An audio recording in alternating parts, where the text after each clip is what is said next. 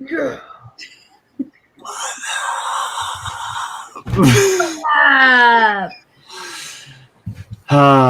To all the dudes and dudettes, welcome, greetings, friends, and mostly enemies. And that, wherever you fall on that scale, sometimes I'm not quite sure. We are the delinquents of AUTHORTUBE. My name is Zack, and joining me on my co-stars, Caitlin and Katie. Ladies, introduce yourselves. Well, I am Kate, the uninterrupted writer, because I like to go very fast, and I believe in unapologetically being yourself. I agree with that. I'm Katie, Year the Author, from Year the Author. Oh my god, creator of Year the Author, and I apparently can't talk. I'm also a freelance editor. All the things. Check out my channel, I guess. Yeah. Yes, I'm not as thick as you drunk I am, Ossifer. I promise. Wait, what? I said I'm not as thick as you drunk I am, Ossifer. I promise. Because you couldn't look. I was like, am I drunk? I'm like, what are you saying? No.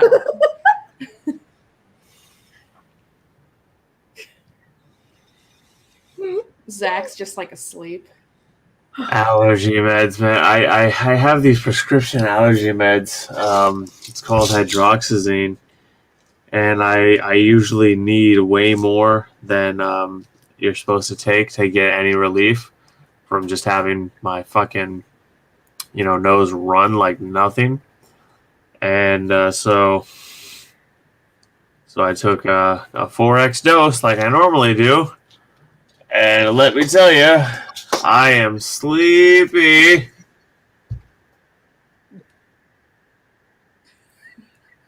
This is going to be a slow stream. Right? Nah. I don't know what that means. Neither do I. They're bots. Hello, bots. Well, I know what FYI means, but I'm not sure what VOA or VOI means. Yeah. No. Let's see if we can Urban Dictionary it. They're bots. They might be bots. VOI, video on internet. Yeah. VOA, video on VOB. accent. I don't know. Okay. Oh, Billy. Billy. Billy is a bot. Billy the bot. Billy the bot. Billy the bandit bot. Billy the bandit bot. Or Billy the bot bandit. Yeah. He goes from channel to channel, making idiotic comments, spamming in the chat, making nonsensical words with his mouth hole. Yes. Well, if they're trying to describe what's going on here, good job. Yes. Idiots. Where is Liv? I don't. Spot in. She's still sleeping.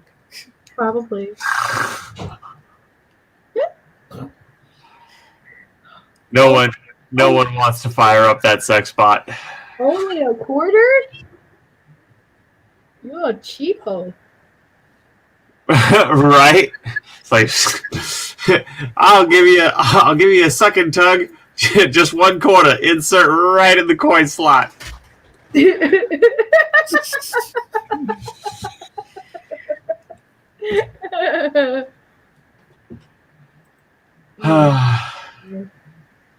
Okay.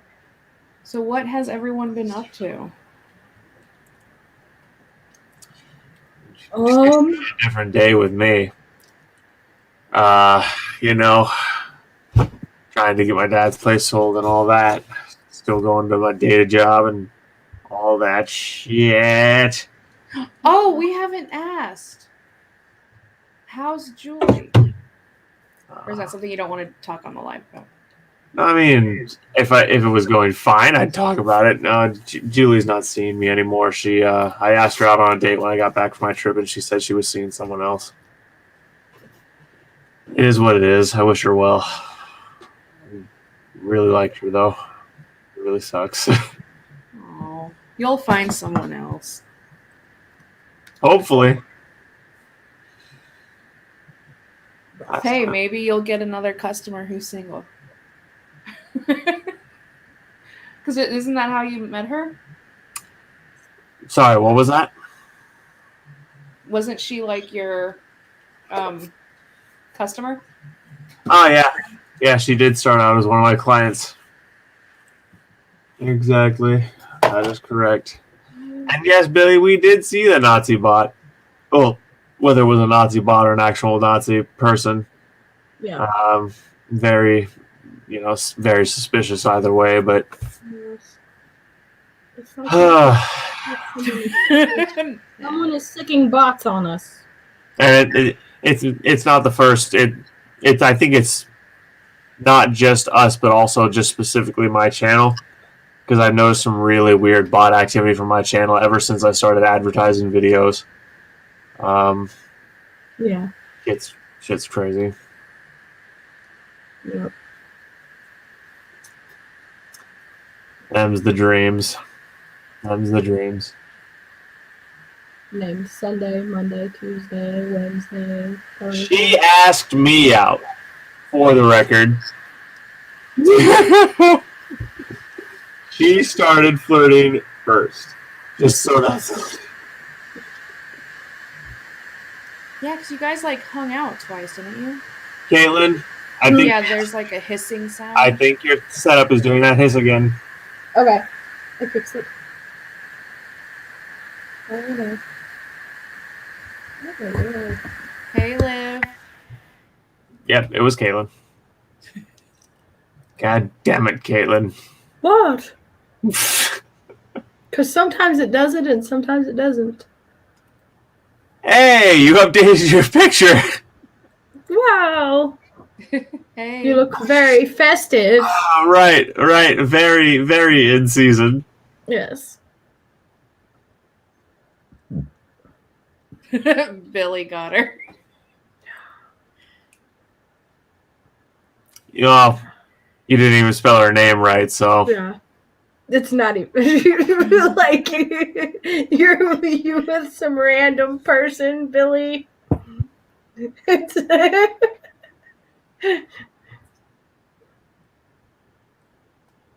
Our hats are like Santa hats. Yes. I need a Krampus hat. You need a Krampus hat? Well, he wears a hood. He wears a hood. Okay, he doesn't wear a hat. Yeah. That would just look bad. Like he wears a cloak with a hood. It's so cool. I should get a Santa hat and do a few. I might get one for the Krampus video. I'm gonna do that book. Yeah. I haven't gotten to it yet. You're gonna do what? The Krampus. Krampus book. Oh, the one that I did. Yeah. You should do it. Oh, I plan to. I plan to. Yeah, I have a. Nice enough to tag me in one. Of course, I'm gonna do it. Of course. Although you didn't tag me anywhere. You said in the chat when you sent it. Well, you should have. Oh yeah, like I don't say I tag so and so in the videos because I know that some viewers get like up in their feels about if they aren't tagged. So I want everyone to feel included. So I basically just say for this one, if you're watching this and you want to do it, by all means do it. You're tagged. Oh, but the whole fun is actually calling people out and then seeing if they follow through with it. Be like, you've been tagged. You do shit. That's the point. Yeah. It's yeah. Like, don't you like playing actual tag, Katie? No. It's fun. What?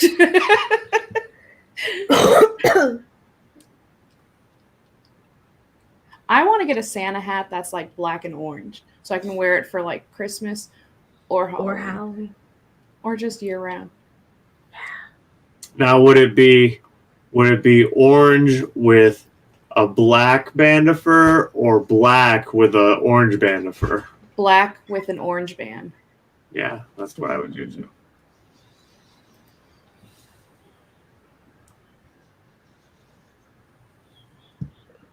Okay, that would be hella cute if you made little like Santa hats for your snakes. Yes, that would be cool. It's like I got one good picture until like before it bit me, and now I'm on my way to the hospital. Goddamn danger noodles. All right. So we still need. Oh man, I feel like I'm so behind on Hollowed Halls. How far along are you guys? I'm behind right with you. Okay. I have the families fleshed out of like who's who, and I have the day one opening. I'm doing. I think I told you guys in the chat that like I'm going to outline it, but as like a screenplay to hopefully help me not be an overwriter. Mm-hmm. And then I can just go back and like beef it up a little bit, but hopefully it's still like the prose is tight. But that's where I'm at. What about you guys? Well, as far as I am concerned, I have mapped things out as far as an outline of what happens in my part, and I had that excerpt that I wrote last week. Oh, the thing that Zack read? Mm-hmm.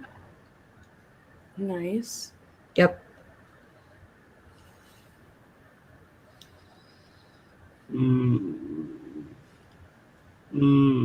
Yeah, I'm just still. Zach's just like, I'm asleep. Wow. I am a sleepy dog. Oh, no.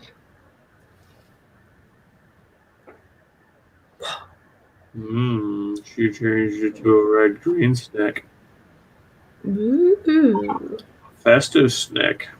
Yes, very festive snack. We shall see if the festive snack manifests itself. Yes. Would like to see that. You're going to change your profile picture to a festive snack, Nat? Oh, at some point we need to in the chat go over everything we've for sure nailed down, and then someone, either me or Kate, probably would write up a document just with all the particulars that we have nailed down, so we all have the same groundwork document to work off of. That would be help to keep our poop in it. That would be help. Yes. Well, here, how about we do that today on the stream? That's not a bad idea. So since you're like out of it, and it could just be a relaxed, let's nail down the specifics and the facts that we each need to know. Yeah. Because all I remember from when we talked last time was the house was red in color. And then it had like the rose stained glass circle window up in the attic area. Mm-hmm. But then I remember throwing out that for mine, I kind of want to change up the colors of the house. Like each family sees something different. Because if the house was a little more powerful, maybe it can start altering what it looks like on the outside and not just what it looks like on the inside. Yeah, that's reasonable. And especially because, again, we want it to repulse people and make people not want to live in it. Yeah. So that makes sense that it would choose to look like the color people hate. I'm just picturing like the newlywed family. The main girl, she comes from a very strict Catholic household, and she's pregnant. She's like 8 months along, and she's married to this guy, like newlywed, and she was basically forced into the marriage because she got knocked up. And she's like, I don't want to be like my mother, like fuck her. And then she shows up to this house her husband got, and it's literally like a white picket fence, like yellow, white, looks like a very like Leave It to Beaver type of house in the 50s. And And then she discovers that she's just like her mother. It's like, yeah. You are stuck being the housewife now. You have no Yes. life. Yep. Welcome to hell. We actually have a few people that do it, though. Billy, Nat. Who else?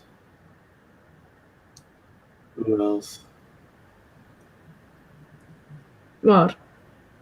The comment. Who have we read? Yeah, Billy. Here? Oh, Vlandis. Yes. And Mason. Mm-hmm. Yeah. Yes. Where is Mason? Where is that deliciously blind bastard? Yes. Where are you, Mason? I'm going to One day he'll return and he'll just text be like, this man. "Hello, Zack." Yes, I am texting him right now. But like, where are you? And Caitlin, are you gonna go ahead and take down notes too? Yes. And then I'm sure you're going to take them down longhand or written, and then you're going to type them out because you like living life on hard mode. Well, because I'm old-fashioned. Because you like living life on hard mode. I guess. Mason is still at the barbecue. Yeah. He's still eating parts of my shit roasted barbecue. Ah, my ass. Oh, my ass.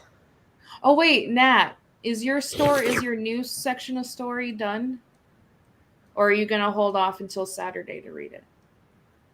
Or for Zack to read it, I mean.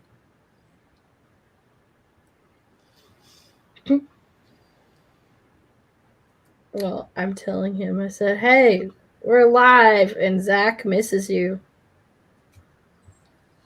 Don't lie to the guy. It's not a lie. Okay, it's a Saturday story. A Saturday story? Okay, yes, it needs more smut. Everything needs more smut.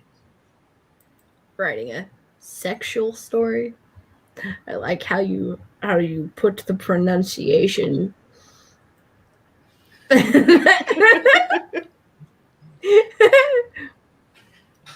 Oh.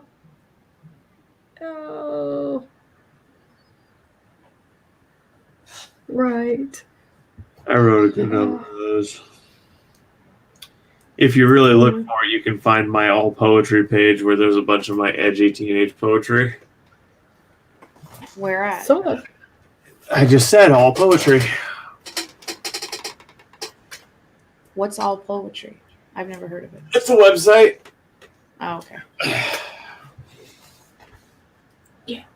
We all have angsty teenage poetry. Well, most creative people have it. I wouldn't say that everyone has it.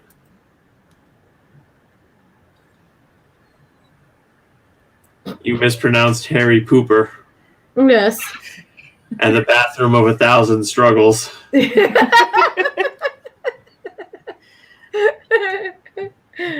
Oh my. All right. Yep, allpoetry.com. If the URL hasn't changed. No, I know it still exists. Well, it existed a couple weeks ago when I went and looked at some of my old work. I actually grabbed a poem off there to use for something. I can't remember what I used. You're like, I'm too high, I can't remember. Not a high. Took a bunch of hydroxyzine. I'm sleepy. It's not the Do you same. work today or no? Yes. Oh no. Thankfully, not for another 4 hours. And I already took it an hour ago, so I will be better by then. We can always cut the stream short if you need to take a nap. I can definitely go over the outline and get everything, all that stuff nailed down. Yeah. I'm not that tired. Okay. I do have cotton mouth though. Caitlin. Yes. Go get him water.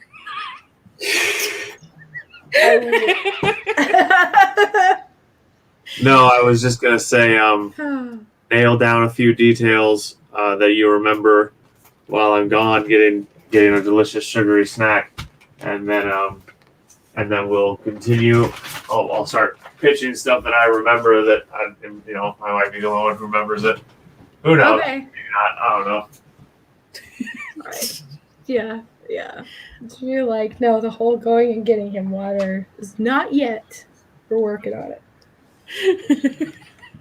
In 3 months, I'll just be like, Caitlin, go get him a snack. Go get him a water. Go wipe his ass. Gross. I solemnly pray that I never get to the point where I'm so invalid that I have to have someone do that for me, because I would just rather die at that point. Yeah. It would be like, no, that would not happen. Be like, do not let me suffer this way. No. Exactly. Why do you make me? Why? Yeah. Hooks to machines that they make me be. Cut this life off from me. Yeah. So, Is that an otter pop? Fuck yeah, it is. Oh.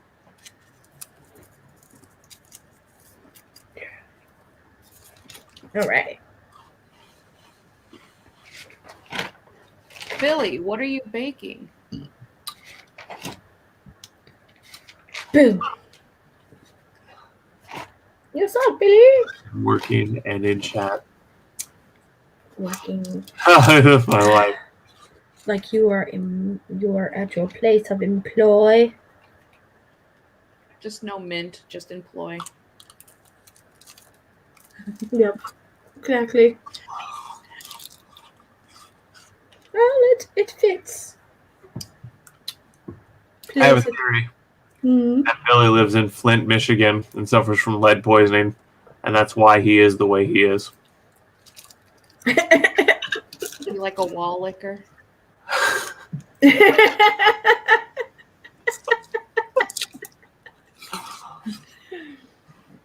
Oh.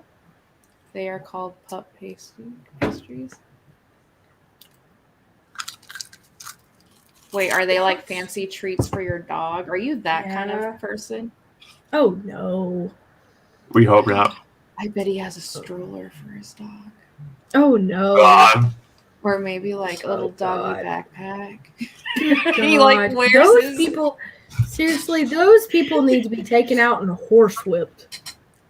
Now Billy's gonna be offended. He's like, "Don't make fun of my pup pastries." Just be like, I will make all the fun of your pup pastries. I'm taking my dog stroller and I'm going home. Screw you guys. I'm good. Gosh. It's like, yeah, no.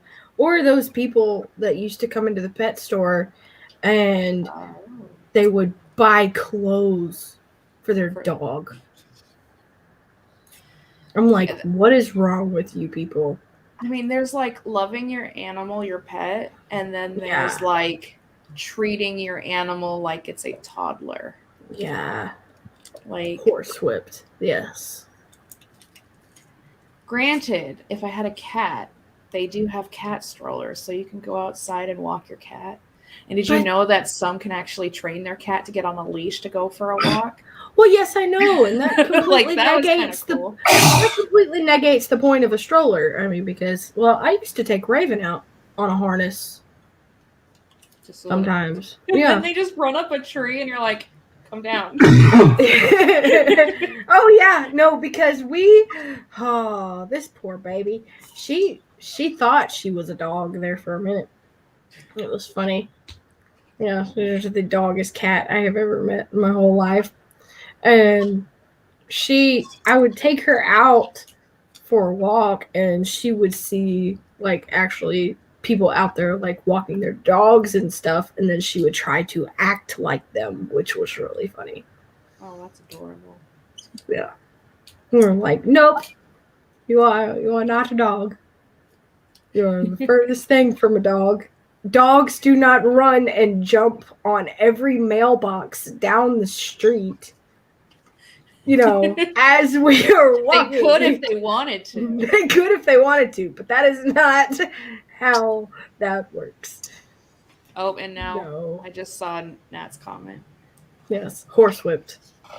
Yes, but yes, I'm gonna take those people out and horsewhip them.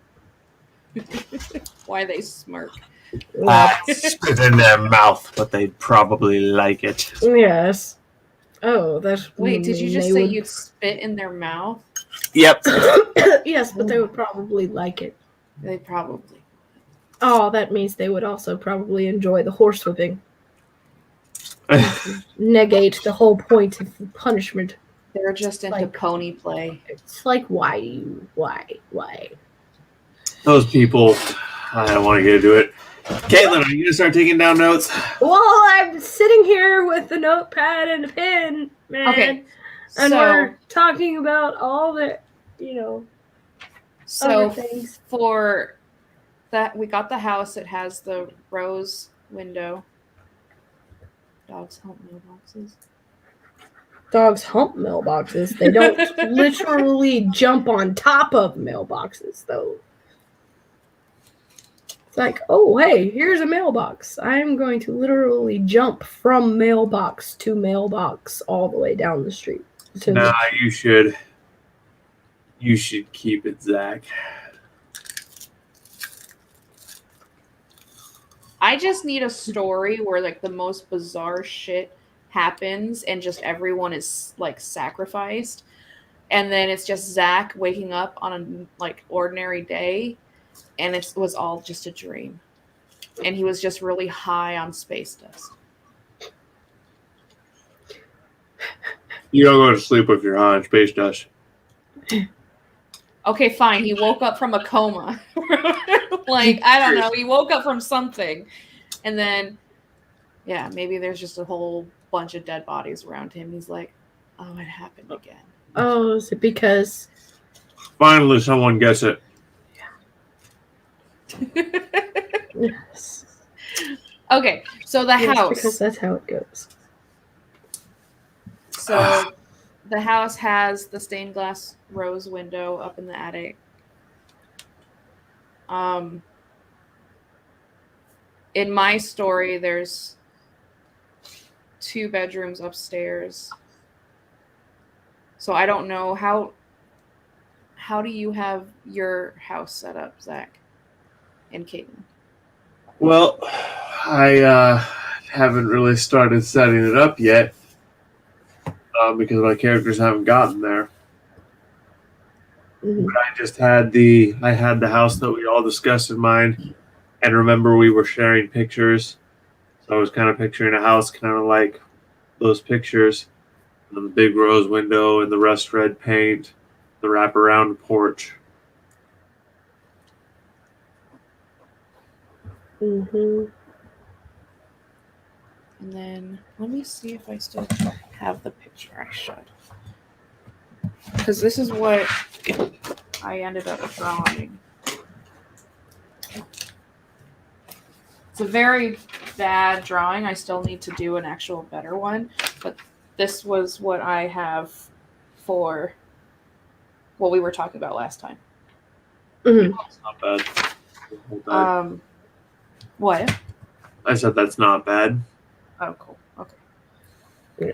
But I'm gonna make it pretty, redraw it because I'm And in then like that. what I'm more, rather than just how the house looks, I'm more concerned with some of the important details of the mechanics, the story that need to be for sure nailed down. So did we decide whether or not all the 3 reincarnated people need to die in the house, or just the evil guy? Well, in order for the thing to end, the version of it's always going to have to be the version of him that dies in the house for it to be over. Yeah, I remember we talked about that because in my version, it's the great-grandmother who's the guy, but the house doesn't know it's like her. So it's trying to push out every different family because it can't figure out who is who. Yeah. And I remember the great-grandmother is like a super Bible thumper. Caitlin, is this person like a ridiculous Bible thumper in your version? No. Okay. No, in fact, he's actually quite the opposite. Oh, so he must be really pissed to be stuck in her body. I don't even believe in this shit. Or, well, this could be overcompensation because you remember my excerpt, his journal entry after everything had upended and his wife and his son were dead because he killed them. And basically everything had, turned on him because he became this monster, essentially. Now he's remorseful. So he's like, yeah, I understand, I fucked up. Yeah. So basically, he's like, so in the loop that he's trapped in, basically, he's acknowledging it as a type of hell. So, I mean, if her doing that could be perceived as almost like an overcompensation to try and ensure that, it's not going to work out the same way again, even though she doesn't necessarily know why she's, so extremely religious. Yeah. And I think in my notes I had it where, like, when she was born, she was actually born in that house, but the family got out before the house, like, before they realized what the house was. So maybe, like, in her backstory, it could have affected her family, but instead of staying, they were just like, we're out, and then the house just disappears again. Yeah. Yeah.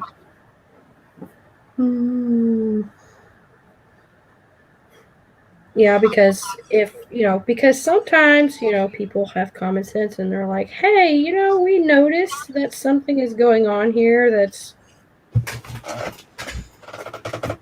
creating, negative or adverse effects on everybody, and then they do process of elimination and realize that it wasn't like that until they were at the house, and that's why they decided, hey, maybe we should move. Yeah. Because I do, in my part of the story, everything happens within 30 days, and each timeline is a different, basically, timeline. They're in different months, different seasons, so to them, they are the only ones living there. But to the house, it's manipulating time and everything within it. Yeah, even though they are all living there at the same time. But someone did bring up a potential plot hole that I need to figure out. And that is, one, if the town knows of this house, what do they see? And two, who is renting or selling this house to these people? Ooh, but it could be, one of those things, since the house has the abilities that it has, and how it is able to make each person that lives in the house perceive it to be a particular way. What if the reason why nobody in the town is able to figure out that all of these people are actually living there at the same time is because the house simultaneously is able to psychologically trick with the town, the people that live in the town, because they all see it the way it wants them to perceive each individual person. What if a townie came and they just see like something like maybe Zack's house, where it's just like a dilapidated old mess, and they're like, this is the ugliest house I've ever seen. How can you live here? And then they're like, it's not that bad. And then they look at it and it looks like an actual nice house. But then since there's 3 families living there, then does the town see each family? Or do they think all 3 families live in this dilapidated shithole? Or it could be that only some people think that all 3 of them live in the dilapidated shithole. Some of them think that only like the newlywed couple live in whatever. And then some of them, you see what I'm saying? Like where I'm going with this? Like only certain groups of people can allow me to propose a third solution. Okay. So, about who sells or rents the house to them. It's pretty common for counties and states to have property reclaiming rules. When they can't figure out who owns a piece of property, they just reclaim it. So they'd probably be buying it from the county. So that's a pretty easy thing to fix. But about who lives there, I think with the house having the abilities it does, but it also being limited to what's going on inside and immediately around it, I think it makes the most sense to have the townspeople know that everyone lives there at the same time, because the house can't affect stuff that's happening on the other side of town.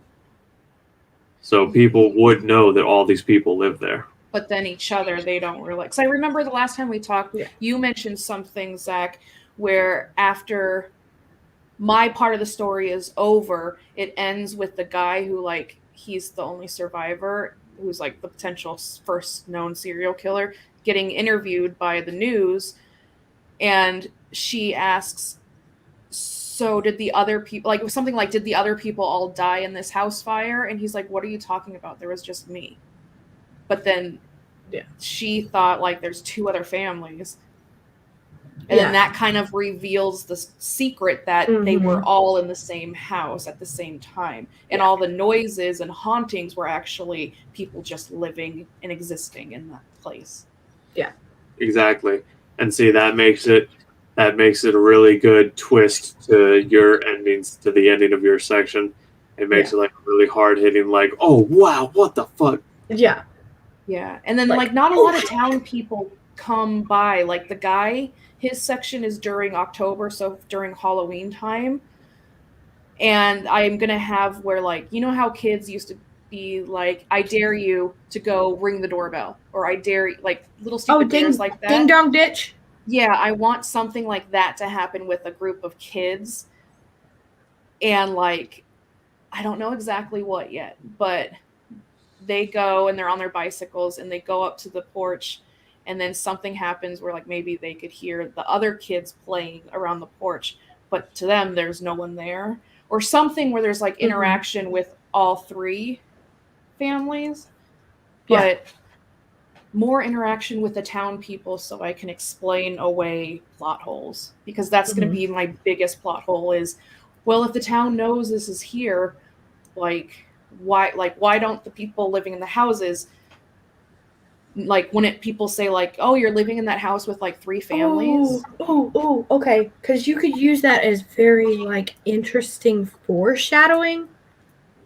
Okay, just to drop, like, little pieces before you get to the big reveal of, so what happened to the other families living in the house when it burned down.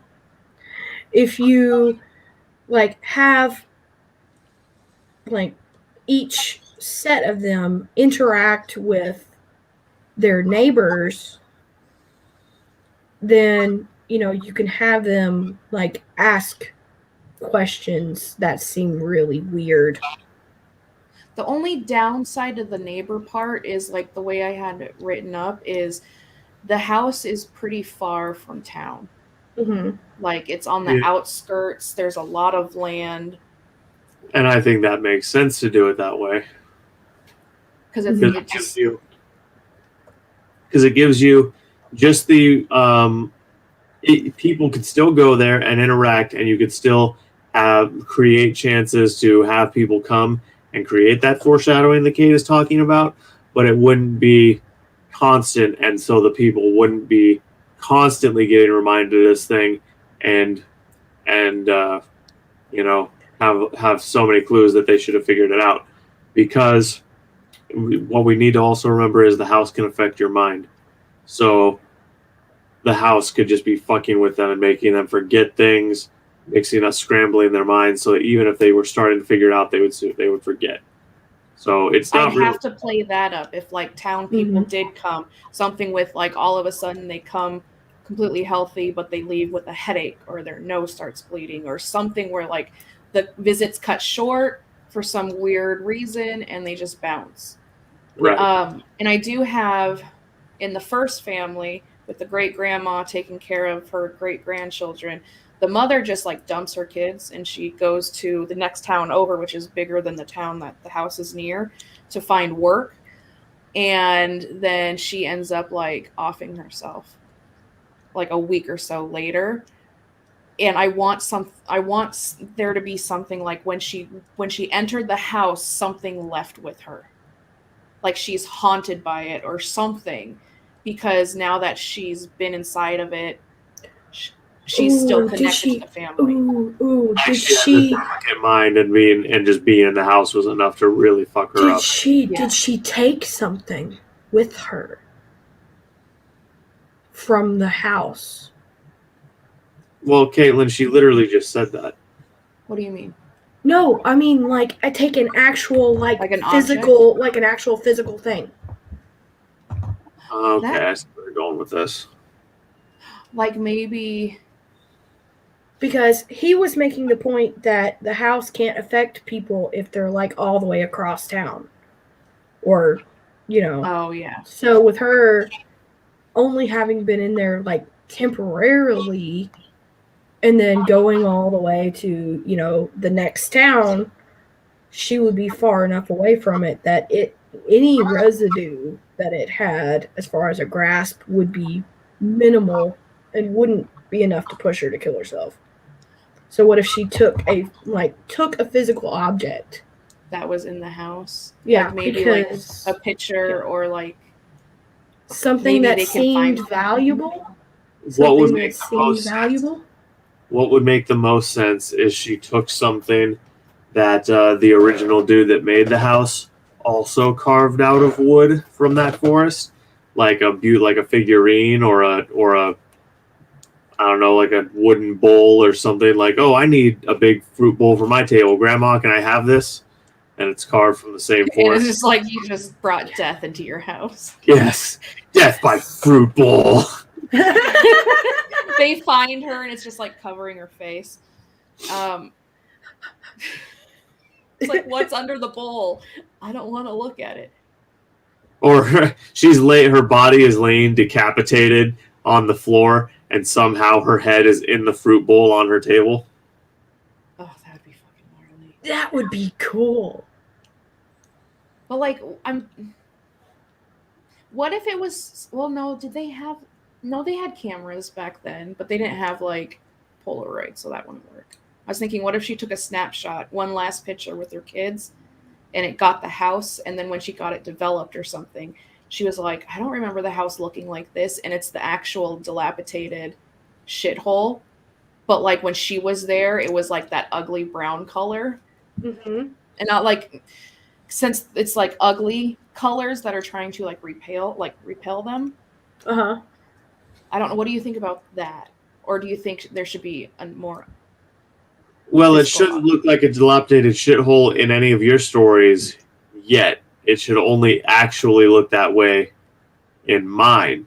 Mm-hmm. Because the house avoids damage in Caitlin's section. In your section, the guy does die inside of it, but it doesn't quite kill the house from one time. And then in the third section, the house gets fully knocked off in mine. Okay. So I have to just figure out some kind of object she can take, and then that could transfer some. But then it would and the town people, do they like, what do they see when they see the house if they come? I think anyone who sees the house who isn't immediately affected by it, or one of the souls tied to it, should see the actual house with the rust brown, the reddish brown paint, the rose window, and So I could actually still do the picture thing, and then she just sees the rust house. Yes. Because the house will physically look the same as like all of your guys's. It's just I'm changing up the colors. Yeah. So it reads more like each person has their own story. So it's right. And then when it blends together. Oh, and also a little like historical detail. Because you were talking about having part of yours set in the 1950s, and we were talking about having interactions with people that are not going to be like, not neighbors necessarily, and since it's not really going to like affect people across town or anything. In the 1950s, traveling salespeople were a huge thing. That could easily work with the second dude. Yeah. Yeah. So because like he has to kill at least 2 people. When he's there. Yeah, that's actually a big thing in the movie Secondhand Lions, which is a pretty damn good movie, by the way. Yes, that is. I love that movie. I've seen that in like forever. Oh God, it's so good. But Caitlin, are you taking notes? Yes. She's like, it's all in my head. I got this. Plus, this is also going to be on your channel as well. So anything that I miss, I am going to watch back through. And that's true. Yeah, because I do that. We need, and I here's another thing I was thinking about that we need that would help people have a through line through the story and put pieces together. We need to label the souls somehow, like soul 1, 2, and then black soul for the evil dude. Yeah. Something like that. We can just call the black one the Mister. Good, yeah. Like the Mister, because if it's basically the husband, the wife, and the son that were killed, it would be like the Mister, the mistress, the baby. Because was it a baby when it died, or was it? Yes. Yeah, he was a baby. Okay. So we need to label them and give all of them unique traits that every incarnation of them has. So people figure out that, these are all the same people. Yeah. Ooh, it would be cool if the evil guy had some kind of scar somewhere. Some kind of physical scar or birthmark. I was about to say it would need to be a birth defect. Yeah. Or birthmark. My mind immediately went to Scary Movie. Take my strong hand. Oh, you can't grab my weak hand.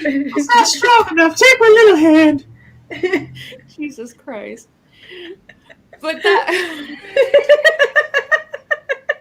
I like to cook it with all the giblets.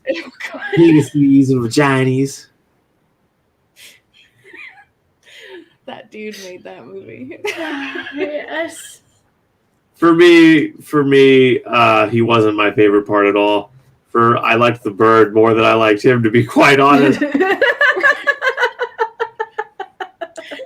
ending when he's like, you ever see a bird take this pig? Fucking tease. I mean, could you imagine if those movies were made today? They'd be totally canceled. But I would love them. Oh, man. They should make movies like that today, though. I love the third one where they're parodying 8 Mile, and the dude is in the fucking community hall rapping, and he's just like, I'm a white boy, but my neck is red. I put Miracle Whip on my Wonder Bread. And I was sitting there the first time I watched it, crying, laughing.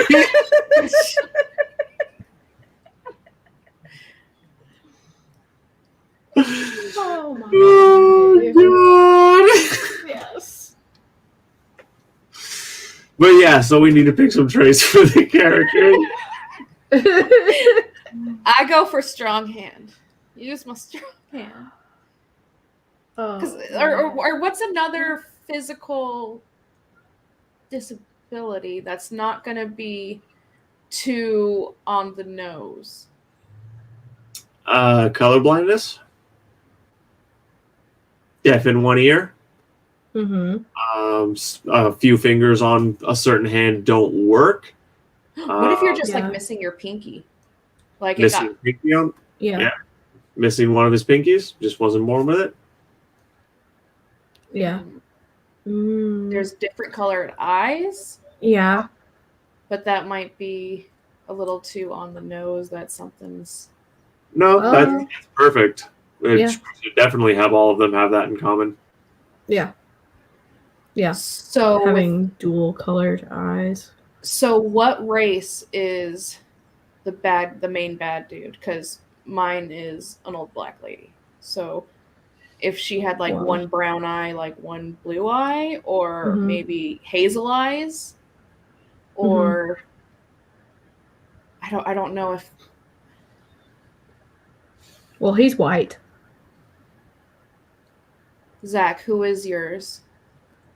Currently, I could fix it if need be, but currently it's a cracked out white dude. Too much space does. That should literally be one of the drugs in your book. Mason's here. Greetings. Mason! Yeah, mate. The war is won. Mason's here. Yes. We're gonna bomb those fucks into oblivion now, eh? Okay, he's English, not Australian. That's okay. Alright, lassie. Invite him to the Bobby. He is English. And that's why I fucking hate him. Those cocksuckers. Oh, Goddamn English. They're in Scotland. He's just doing all the voices today. Okay, so. Oh, and I was wondering, okay, you know how we were talking about, like, they could buy it from the county or whatever? What if... Finders keepers it? Well, this might make things a little too complex, but I was wondering... Why does always make me sound like a fucking Dickens character? Say it. Why does always make me sound like a Dickens character? Please, sir. May I have some more eyesight, sir? Oh, my! Damn. I'm sorry. It's been a minute since he's been here. I gotta get it out. It's been bottling. Yes. We missed you. Yes, it's good. I don't know. Truthfully, Mason, it's probably just because I've never been to that part of the world and I haven't gotten to interact with very many Brits. I've met a few Brits that have come to the States and I've gotten to chat with, but I haven't gotten to meet too many. I'm not super familiar with the accent except as portrayed in media. All I know is, hello. The, like, corniest English accent. But what I was saying was, and this might make things a little too complex, but I was thinking, what if there was somebody in, like, real estate or something that did know what was going on with the house. And they just wanted to get rid of it? That's fair, Mason. That's fair. Selling it to people anyway. Yeah, you know, that would be interesting, especially if we could figure out how to make it like they were immortal. They just came with the house. Like they followed the house. What? Yeah, what like if? they follow the house, like they're feeding people. Ooh, Like they're feeding people Yeah. to the house, or they're trying to get the thing to end, so they're like So they're rid of it. actively Yeah. searching for Searching. Van Helsing and like the vampire or werewolf hunting, where like he knows the house's existence. Mhm. Wait, but then would he But also poses have as to a real be estate person? would he also have to be reincarnated over and over? Or we can go the Or horror it's route. something he passes down from like Generation. generation to generation. Or what if this? Okay, we know that the house kills people. It feeds off of Yeah. human blood and stuff. What if the house somehow created a person from that? Because you know how in mine, like the sub basement, there's this large rectangle pit full of like this black tarry stuff. What if it's able to form from the depths of basically hell? From like they take from all the dead and form a person. So the house itself is able to manifest itself into physical form and go out and hunt people. Yeah. And but that doesn't quite make sense because it doesn't want to have people come into it, remember? Right, exactly. It's trying to get people to stay. It's trying to get people to stay away. Oh. So I think the thing, I want to get this out before I forget. I think the thing that makes the most sense would be that it's like descendants of the Indian tribe that inhabited that forest. Now, are we going to get canceled? No. For that? Why would we get canceled? If people want to try to cancel us, if people want to try to fucking cancel us because we include Native Americans in our book as a plot element, they can go fuck themselves. Look, the descendants of the tribe from that forest pass this tradition down. They know about this house, and they're like, look, you have to do everything you can to keep people out of this house. Yeah. But then why would... So for my section, why would someone be actively like, I got a house for you? That's the problem. That's like the plot hole. Well, you could also have people who... You could have people in the tribe who are like, no, fuck them. They did this to themselves. Let the white man suffer in the house. You could have warring factions from Yo, white? Yeah. Come on in. Yeah. Or they're like, okay, so you have people who... Yep. That's funny, Mason. Yeah. My father fed this demon house, and his father, and his father's father. Yep.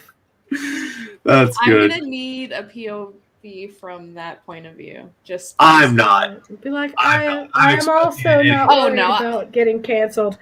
I'm not worried for real about getting canceled. I'm just trying to make sure, like, I want to know beforehand what I'm being canceled for. Like that. Exactly. I'm Choctaw. I'm Choctaw, so we're good. And then it's just be like, that's a whole nother canceled thing. They're going to be like, yo, white, yo, Indian side don't matter. If Elizabeth Warren can get away with claiming my grandmother 1/1024th Cherokee, Caitlin can get away with being 1/20th Choctaw. Yeah. I mean, I'm good with that. I like the idea. Or what if the house is trying to repel people, like stay out of me, but then the Indian dude is like, wait, oh yeah, see, I just don't want to be that level of Stephanie Meyer. I don't know. I didn't read the books. I thought she tried to give them like a respectful depiction, being that they were spirit warriors. But I don't know if she like wrote them really poorly or whatever. Because like I said, I didn't actually read the books. It's been so long. I just know that Jacob came from a Native American family, and it was basically like, we're werewolves. We just explode, and our clothes just rip off our bodies. But anyway, so. What if so the house is trying to repel all the people, and what if this person, they're like, fuck, the house reappeared, and now he's like, come here, people, let me show you a house, let's get rid of this shit, because he knows once the house gets people inside of it, They end up dying, of course, so there is a sacrifice, but the house just goes away. And then either X amount of years later, it pops back up, or someone else is just in charge of it, and it's not his problem anymore. Right. So it's because it's something that they pass. So if it's something that they pass down, so they're like, okay, so if we can get people into it and push the situation to where all three of them. Amanda Robs Bins, why are you botting on my channel? Why are you botting on the channel? Thanks Video for the on engagement, grid, I guess. FYI. If you want to bot the channel, do me a favor and use your bot fingers to hit that delicious digital share button and share it all over the place. Yes. And subscribe. Share and subscribe and like. Yeah, and the house's motto is just come in me and die already. Yeah, come inside me and die already. Come inside me and die. Plot twist, it's just a giant praying mantis. What? Don't they eat the male's heads after sex? Or is that during. Well, that's even there's actually a lot of insects that eat the male after copulation. Spiders, some spiders do that. But praying mantis do it while it's happening. Damn. Yep. Could you imagine? He's just going to town and she bites his head off and he's still going to town. Still going to town. It's like, what the fuck? Come inside me and die. That's right, Mason. Yep. That's the motto of the house. Come inside me and die. Come inside me and die already. Yeah. And shit eggs down their neck. Could you imagine if you were like a shifter and by mistake you shifted into like a praying mantis and then you found like an attractive one and you're like, I'd hit that, and the next thing you know your head's rolling off and you're getting egg shit down your face or your neck. Oh golly. Yeah. Man, we're off the rails. Yeah, we are. But okay, what I was trying to say. Okay, so what I was trying to say about the whole Native Americans and real estate and it getting passed down from generation to generation. So what since they know that it requires all three to die in the house for it to end, wouldn't they be encouraging of getting people to go into the house? So the house is trying to get away from them, and they are encouraging, and they are fighting the house by encouraging people to go into and live in the house so that it will, at some point, vanish. Push it to a point where all three of them will end up dying in the house. Also, another point of that, one side of them could be like, okay, we're just going to encourage them to do this and let nature take its course without getting our hands dirty. But what if there's a whole other section of them that are actually not worried about getting their hands dirty? I'm getting distracted. And they encourage people to go into the house so that they can show up and kill them while they're there. If they can get all three in the house at the same time, they go in. Oh, and like the Indian people themselves kill the people? Yes. That's not a bad idea, but that kind of defeats the point of having the house, Well, that's why I was saying one side of them could be like, okay, we're going to invite people to live in this house so that living there will ultimately push them to do that on their own. While you have another faction being like, no, we're going to take matters into our own hands because that takes too long. And the house ends up winning and leaving every time. So we're just going to take matters into our own hands. And I still like how the house could make someone, though. But then, yeah, if they don't want people in them, that defeats the purpose. Unless. So you gotta wait till we write it, guys. Yeah. Unless, what if... Okay, so what if the house does form someone, like it's their spokesperson, and they're not even... Oh, it forms a person to be like, get away. You don't want to be like there. They could do that, but I was thinking more like it doesn't know that the 3 souls need to be in the house to destroy it. Like maybe it doesn't realize that yet. Well, the house itself would know. Oh, because I'm just trying to think like the house would need to eat, so they would need people. But it's trying to actively get people to go away. That is the whole thing that the plot is standing on, is the fact, hey, I know that if all 3 of them end up in here at the same time and die, I'm dead. But then how even does though it I eat, need though? to, yeah. Like that's the problem, is it feeds off of people. Yeah, but it's going to, but it will need people, but it's going to have to come up with a vetting system to make sure that they are not the reincarnated versions of the people who need to die in the house for the cycle to end, is what I'm saying. Okay. But I do like the person, like, the house forms a person once they figure out, like, oh shit, it's the trifecta is living inside me. Mm-hmm. They come and die in me. Then I'm come inside me and die already. And then, yeah, I do kind of like that idea where maybe that person could be an annoyance to all 3 families. Like, hey, you don't want to be here. It has a horrid past. Spooky shit, yada, yada, yada. Mm-hmm. You need to be smart and leave while you still can. Mm-hmm. And then with, like, the second dude, the one who's, like, basically drunk for pretty much the whole entire story. Mm-hmm. I just picture like him talking to the guy, and then all of a sudden the guy's just like face is starting to melt off or something. Something mm-hmm. weird. Something weird. Being a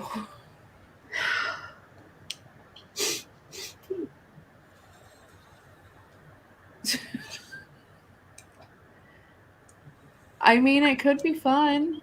Chuck Tingle that shit. Yeah. Seduced by the living alpha slutty house. Right. Alpha, like Bannister. By the living alpha slut house. Okay, so is everyone on board with the Indian thing, or? I like the idea that a tribe is, has this thing that they have going on, the 2 faction thing. I like that aspect of it because it explains the house being advertised to people, and it also explains any other actions people might take to get people in or out of the house.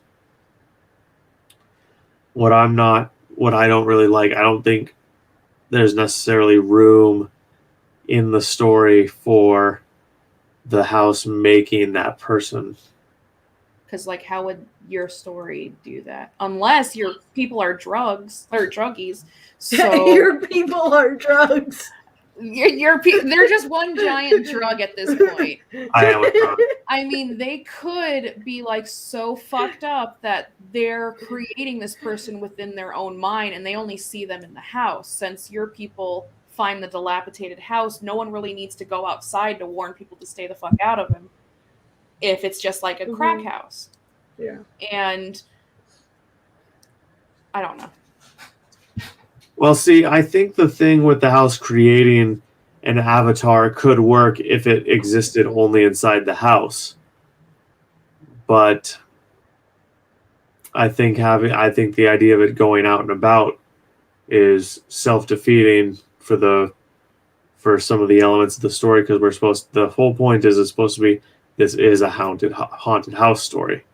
So what if something like whenever you see the person, you never see him walk up the road, you only see him on the property.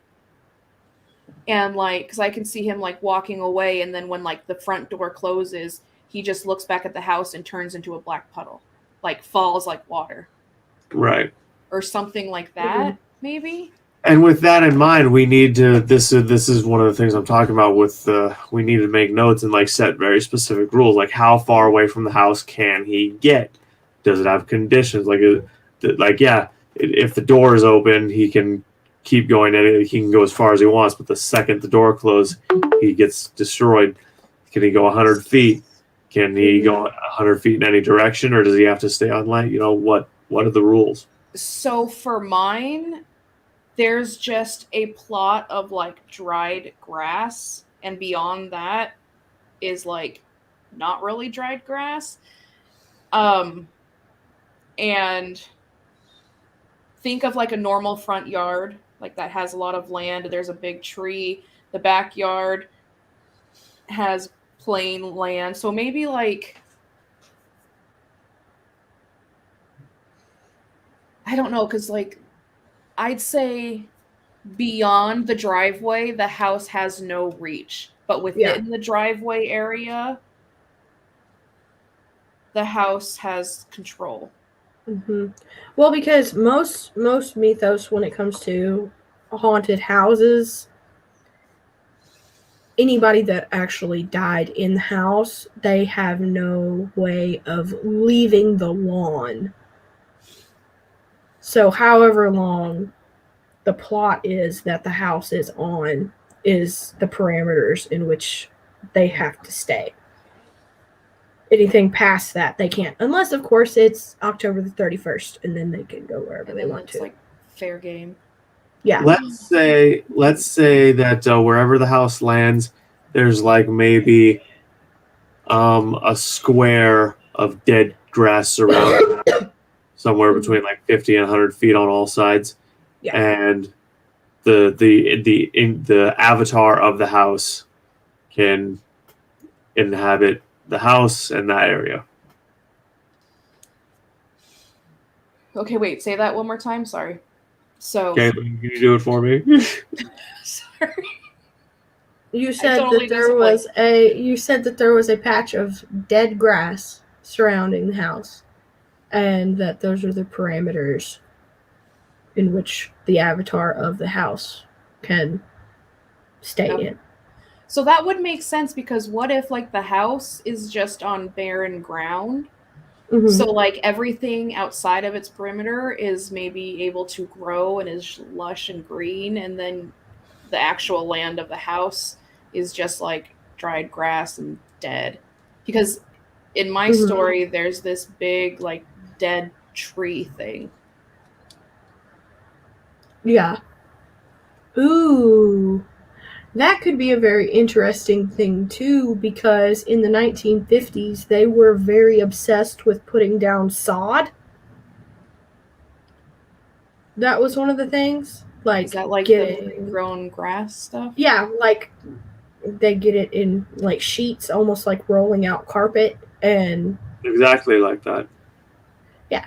So they, they were one obsessed. Family does it, and like, oh, we have a green lawn, and the next morning it's literally dead. Dead. Yes. Yeah. That would be a fun aspect to play with. Yeah. Yeah. Yeah, that would be cool. Yeah.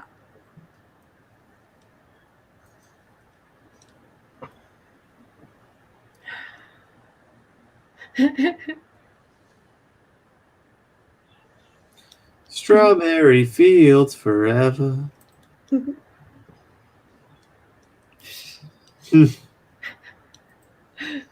Yes. I sliced his fucking cockles with a long and shiny blade. Tenacious D in the Pick of Destiny. Yep. Have you seen it, Katie? I haven't seen it, no. Oh my god! 'Twas I who fucked the dragon, fuck a lie, sing fuck a loo. And if you try to fuck with me, I shall fuck you too. Yes. Okay, so... Yes. So what else should we iron out with the house?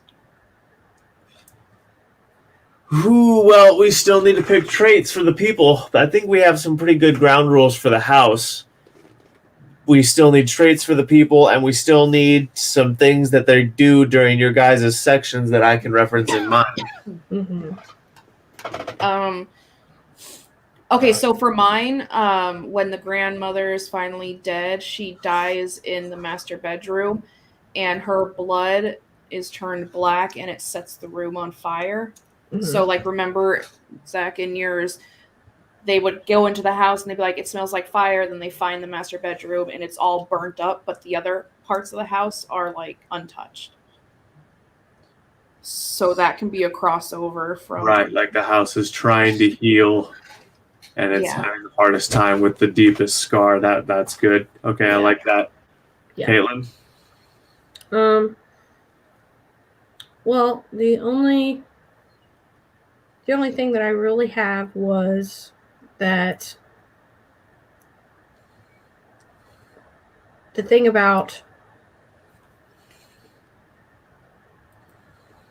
that he did, there was a musical, he got a pianoforte because that was a really big, expensive gesture to be kind of like, fuck you to everybody. Aside from building the house, because when he was told that he couldn't, also he was a bit of he was also a bit of an outcast as far as like everybody that lived around there. So he decided that he was going to make a huge show out of the fact that he could do what they told him he couldn't. So he, built this ginormous house out here, basically in the middle of nowhere, married basically the most beautiful woman he could find, and then bought this pianoforte.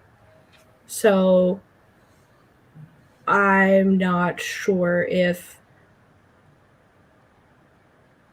it would be too tropey. Like maybe to be able to still hear the music sometimes. I think that'd be great.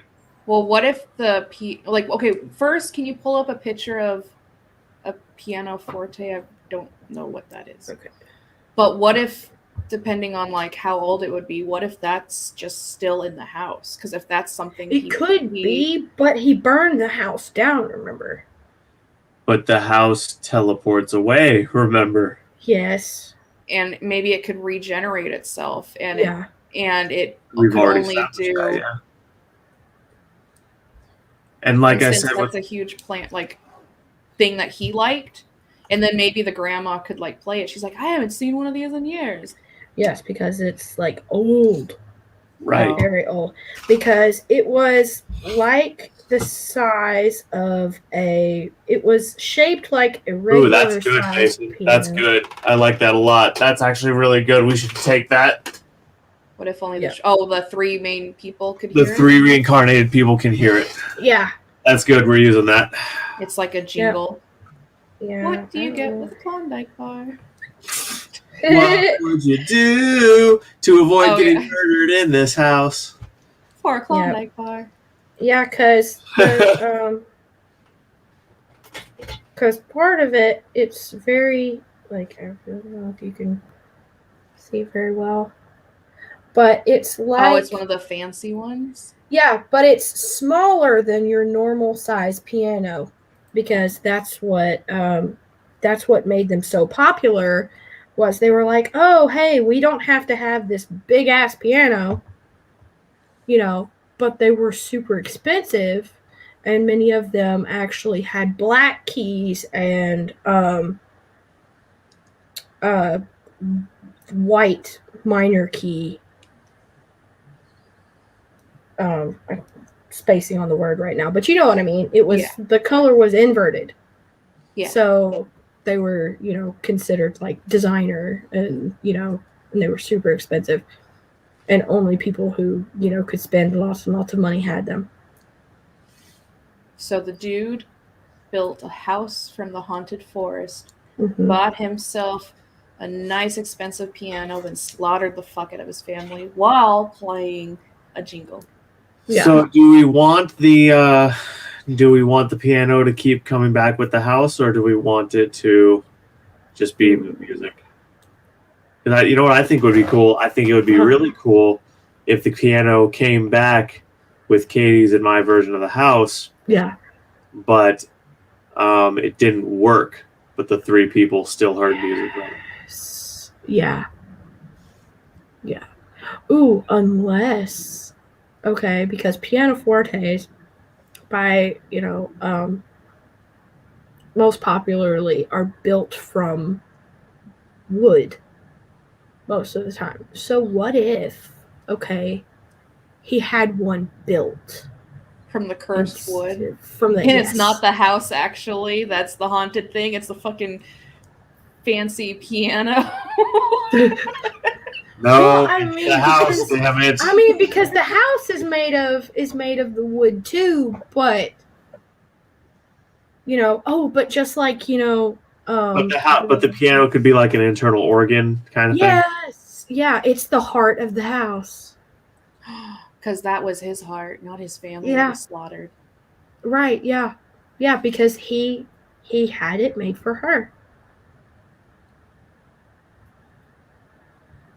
What's the theme of this story? What's the overall lesson? Or is there an overall lesson?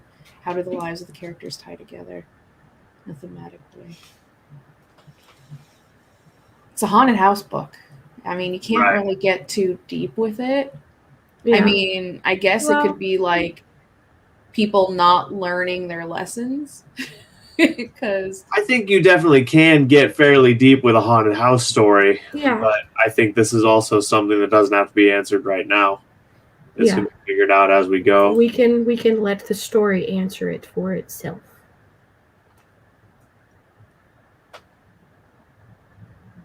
That would be. Yeah. Yeah. Mason's full of good ideas today. Yes. The wood was grown in the blood of Satan himself. That would. Oh, it was.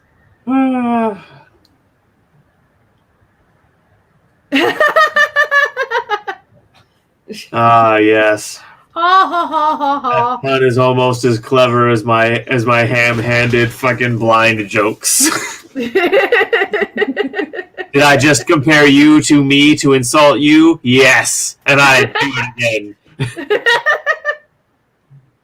Now, what if... Because, I like the idea of, the piano being there, but I don't know how I feel about it not working. Because, I mean, for my section, if it didn't work, why would they want to keep it? Or does it only work to certain people? So, the grandma can play it, and it sounds beautiful, but then, the two boys are there's nothing happening. Yeah, or they can't hear it. They can't hear it when she plays it, so they think that she's crazy. She is really old. Yes. That is fucking, only the three people can hear it. Yeah, and it only works for them when they play it. And see, this is where I come back to we need to label the souls, because I think it should only work when the husband and the wife play it. Yes. Because I was going to say, for mine at least, the newlywed couple, the soul is their unborn baby. And then the single guy that I based off of Stephen King, he's the wife. And then the grandma in the first family is the main evil one. Mm-hmm. So I was thinking if the grandma's playing the piano, maybe it maybe the other two families could hear it. Mm-hmm. But then I can't do that because that defeats the purpose of only the three people. So I was going to say, or the third family, the wife, what if she is classically trained in piano and she's like, oh, I can play this, and just starts playing some random song that the husband has heard since he was a kid but has never known its name. Mm-hmm. But then if they're not the reincarnated spirits, why would they have... You know what? Well, yeah, I do think only the people should be able to play it and hear it. But I was also going to say that it would be cool if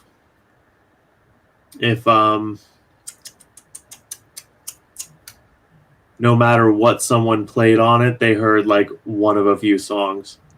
Mm-hmm. Like no matter what you played on it, you heard like something the wife used to play.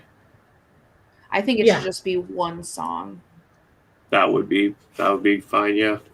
But I still like Mason's idea of they've always heard this. Dun dun dun dun dun dun. I mean, she is evil.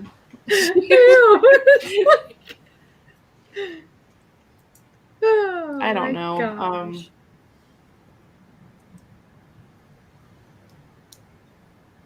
Damn, I really like. But then if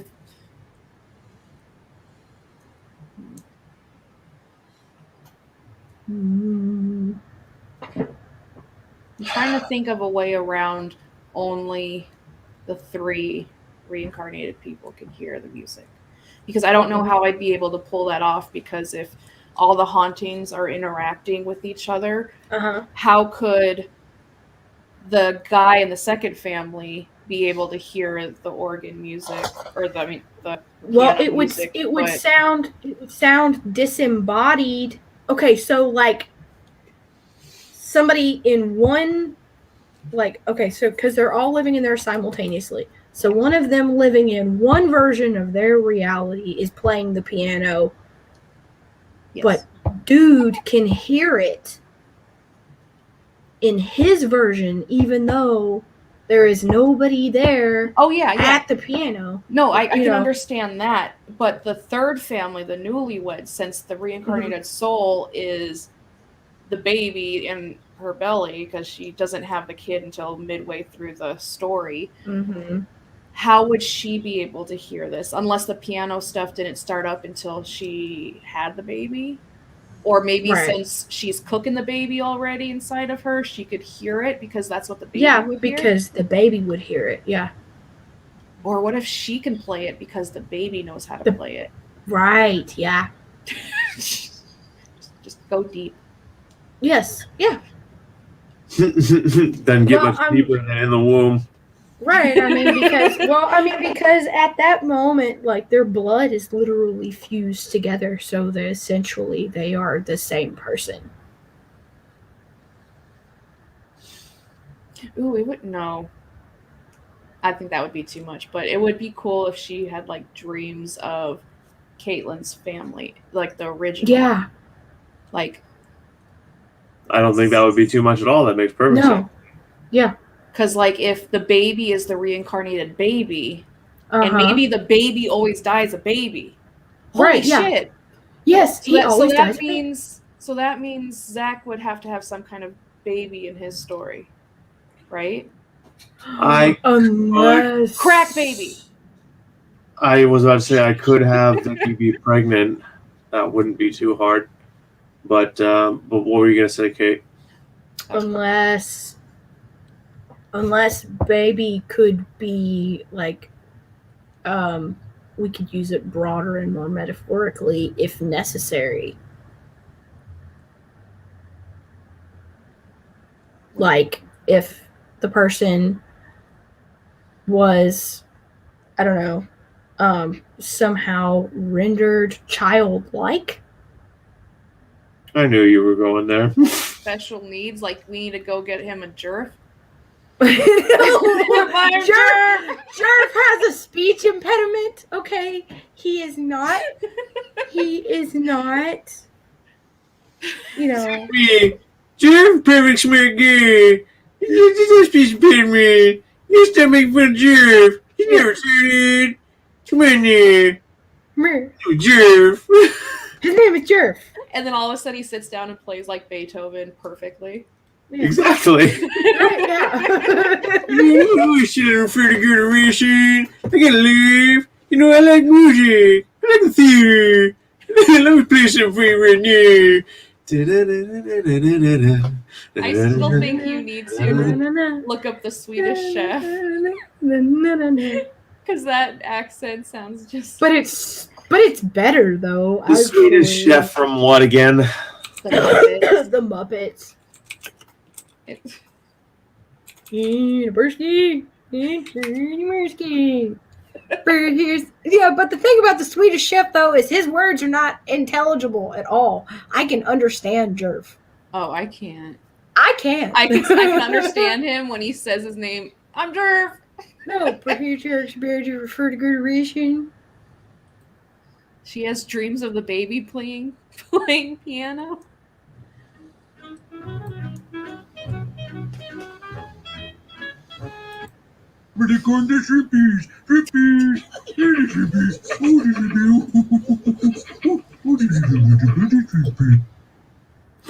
Doesn't that sound like? I understand why you're making a comparison. But it's not entirely Jerv.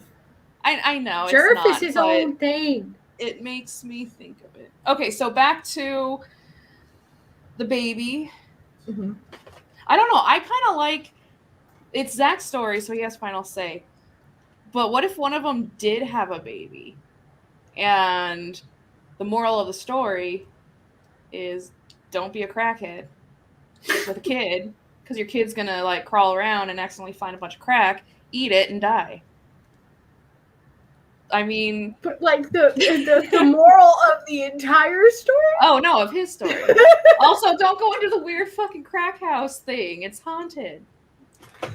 I could have Vicky find. Ooh, you know that would be a nice little way to set up a little red herring. Would be to have people think that the trio is the trio I initially introduced, but then it turns out Vicky's pregnant, and she's pregnant with the baby.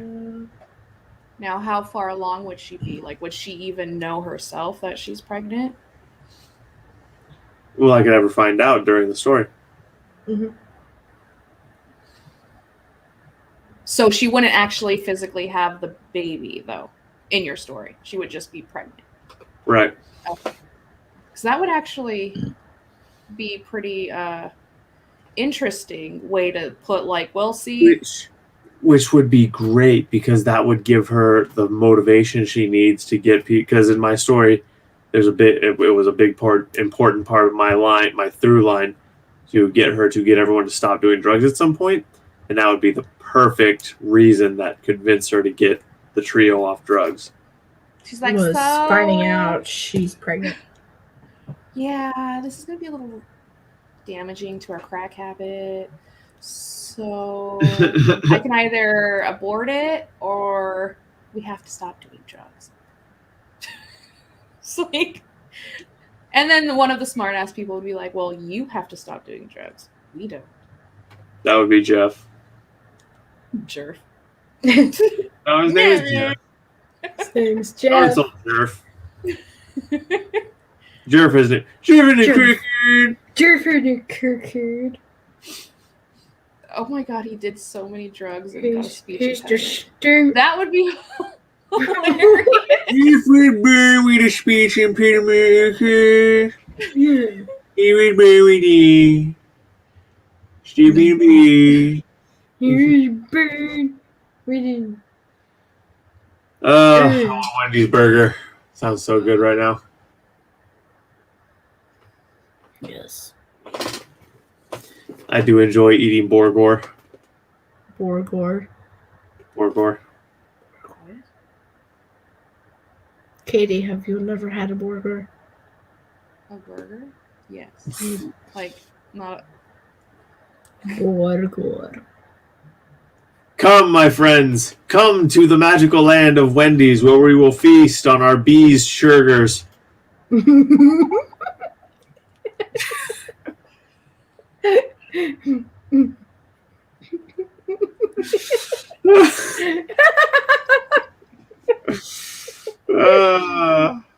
It's okay.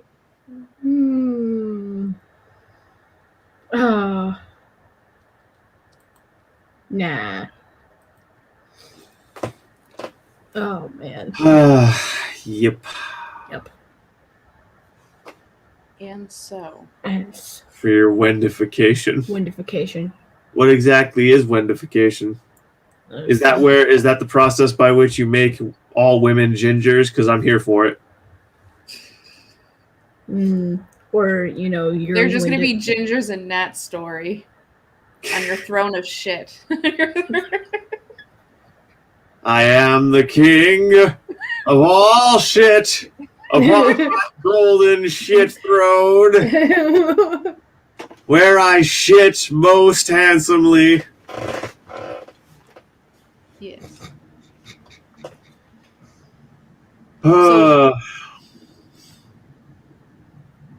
We still need traits for the wife and the baby, though. Well, if there's a baby in every story, that could be literally the baby's trait, is that there's a baby. And it dies as a baby. And it dies as a baby. But we need traits for the wife. Caitlin? Well, the wife in my story is a dude who likes to dress up as a lady. Yeah. So that could be his trait? Or are you talking physical trait, like he has a scar on his face? Or Like, it could be anything. It just needs to be something that's consistent across them. Yeah. Heart problem.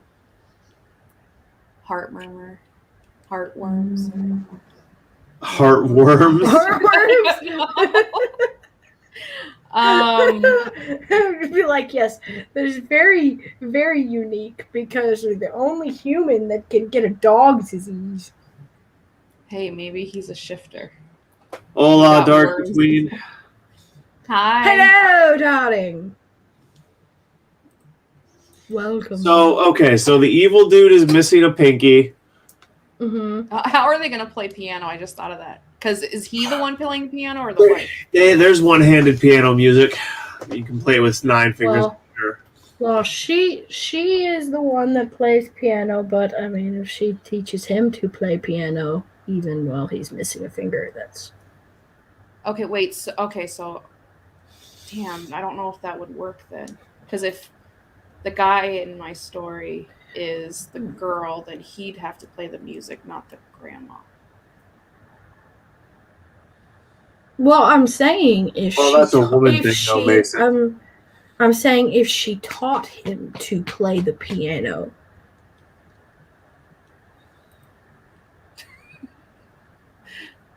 We're all right. Sorting out details on Project Hallowed Halls. Yes. Hallowed Halls, thank you. Yeah, see, now fucking Katie's got me fucked up with that. What? It's okay. Saying hallowed instead of hollowed. It's same thing. Hollowed. No, it's not. It's not the same. Very different meaning. Hollowed. Yes, hollowed and hallowed, all different. But yes. we need traits for the female, the woman, the wife, wifey poo, the baby of it. Yes. I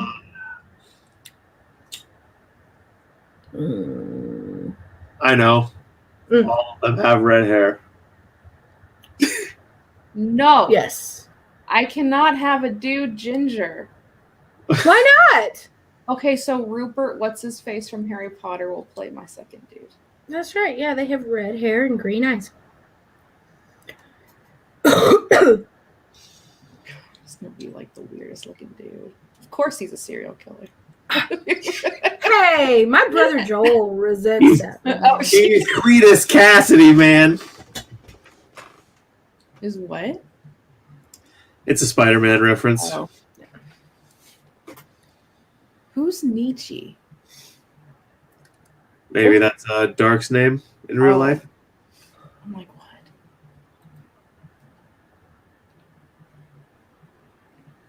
I was about to say, like, are you asking about, like, Nietzsche?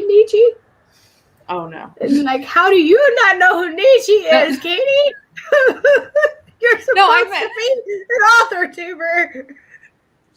No, I was reading her comment. Oh. Yeah, it wasn't even spelt the same, so... Oh.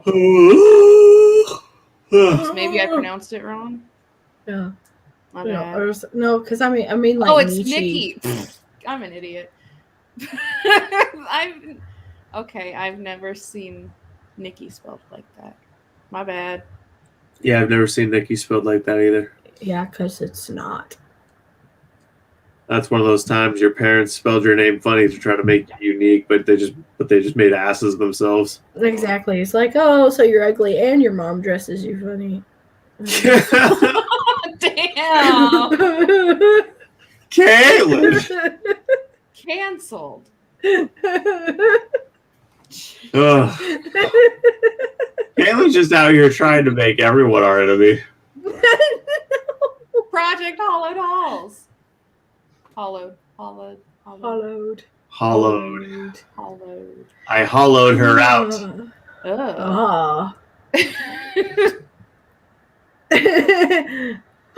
that I can wear her skin like a suit. Like a meat suit. You'd be like, even though I already have one. No, it's not. Shut up.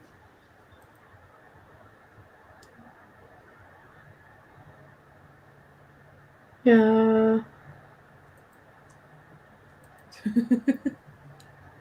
Oh no. Damaged. Oh my goodness.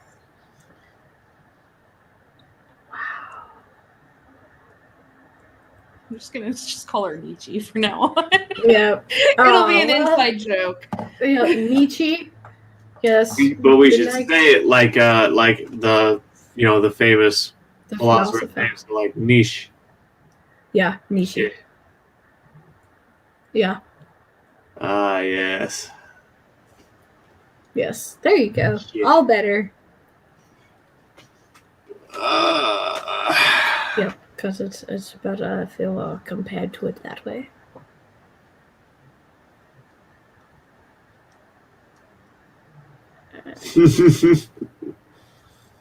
Oh wow. You had a friend who spelled it that way when you could see assholes? So when could you see assholes, Mason? Was that exactly. Right did before you see that everywhere?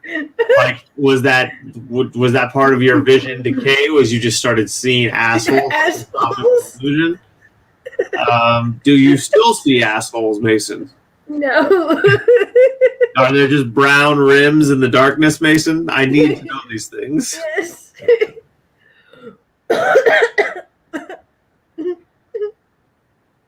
Okay, so Liv says no. It is the philosopher is pronounced Nietzsche. Am I saying it right? Yeah. Blink once for yes. Okay, so yeah. Back to Hollowed Halls. Mm-hmm.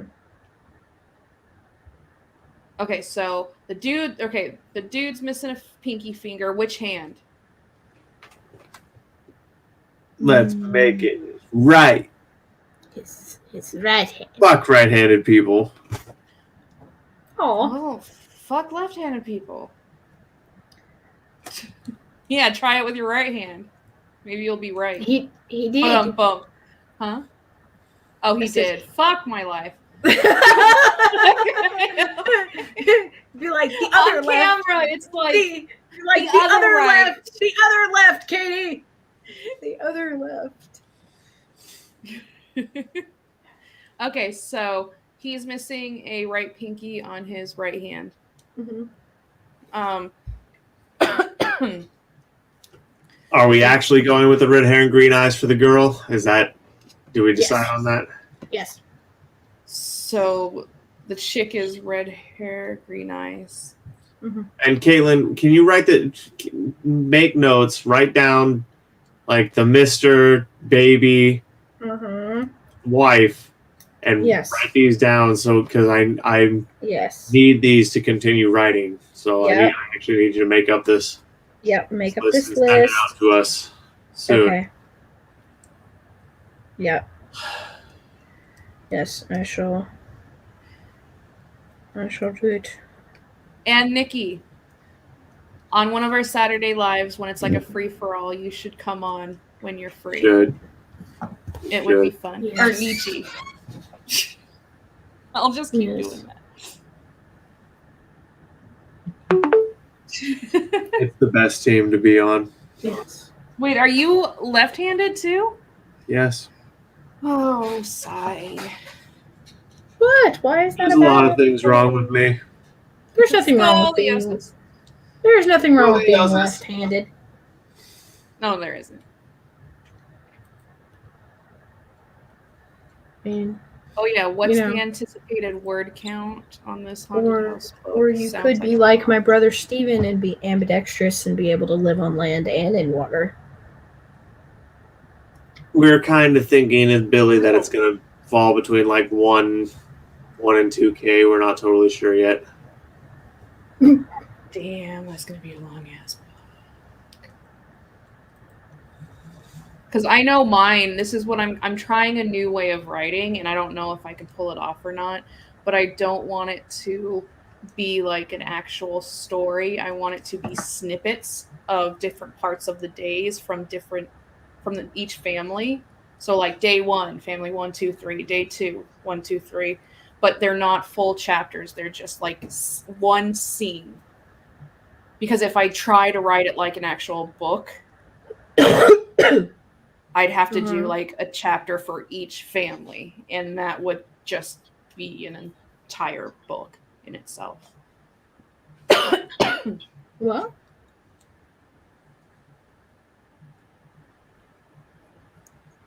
Why? Do you have something against ghosts, Mason? Well, he can't see ghosts. No, he can only see assholes. I was gonna say, but he can feel them. Let me ask you something, Mason. Can you feel ghosts? Do they tickle your asshole?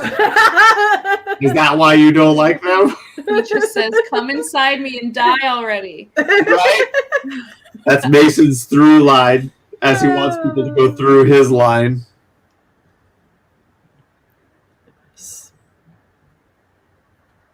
I'm surrounded by assholes. You really should, Mason. You should go back and watch my last stream when you have a minute. That story was really fun, and there was some other fun stuff that we did before that too. Yes. It really sucks that you're in the time zone difference that makes it hard for you to be here on Saturday. Yeah. Because he has a life. Don't lie to me. Oh yeah, Nat put you in her story. Yes. Yeah, put you in the story. That's right. She did you dirty, man. She did you dirty. You think I'm an asshole? Yeah. She robbed you of like 3 of your other senses too. Exactly. Your common sense. Smell.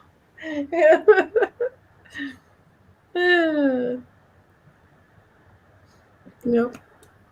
Oh man.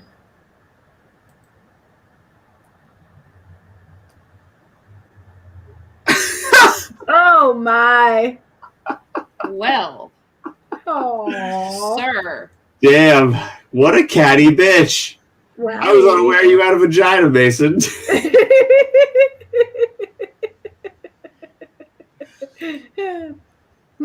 He keeps it in the jar right next to his collection of assholes. I'm just picturing like a necklace of assholes, and he just wears it. And he uses it as like a candy necklace. Oh, gross. I lick this one for good luck. I lick this one on Saturdays when I go on a hot date. I lick this one before dinner to get a little extra salt on my palate. And I lick this one because I love the taste of shit. No.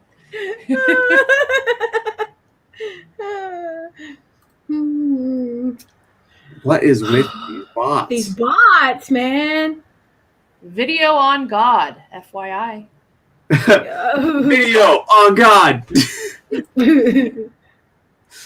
Oh. Mason, no me, no me. Now me. Billy, what the fuck do you mean, now me? Right.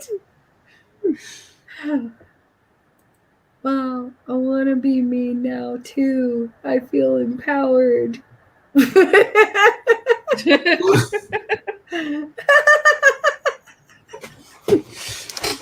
Oh, Billy, I would pat your head like you were a special case if you were here. Yes. Don't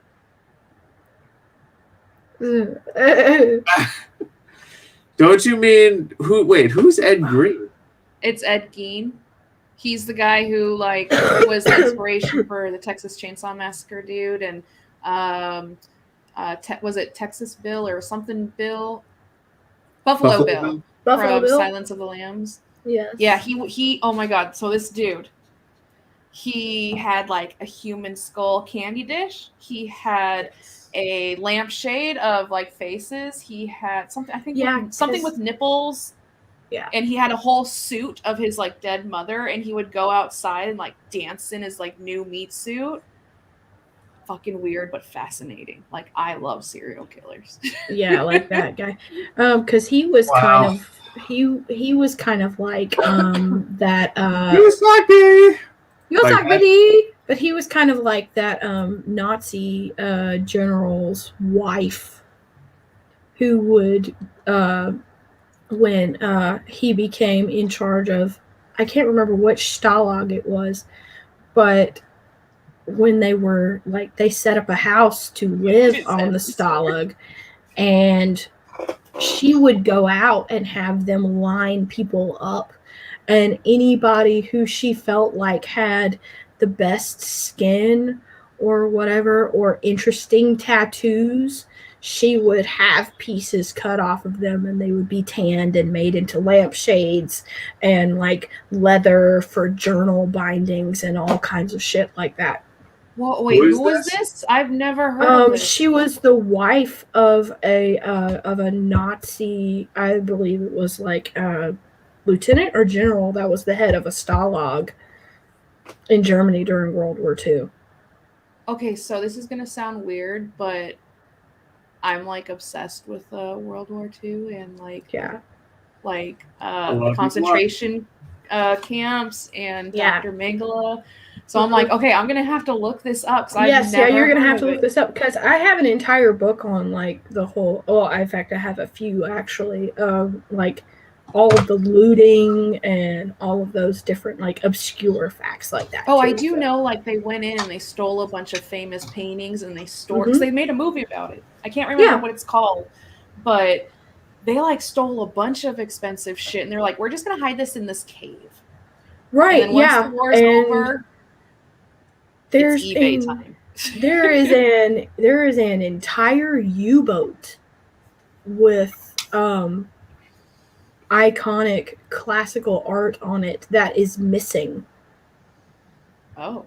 It's probably sunk, honestly. It's probably what? Sunk. Yeah.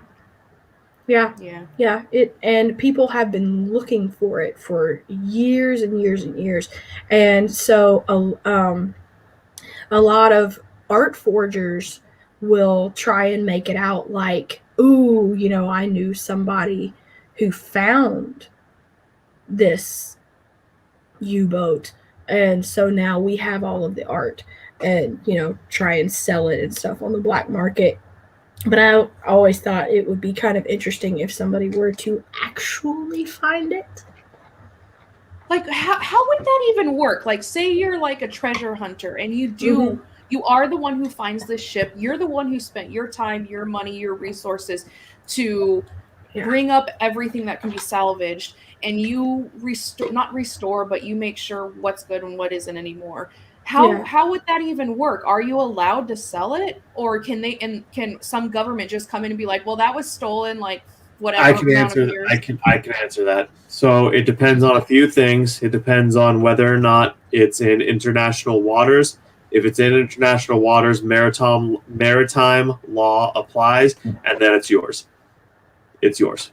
If it's still in the German border, the German government would have a lot more jurisdiction, and knowing the German government, they would probably allocate the contents of the ship to the nearest descendants if they could track them down. Yeah. And then the rest of it would probably be confiscated by the government for museums and historical protection, that kind of shit.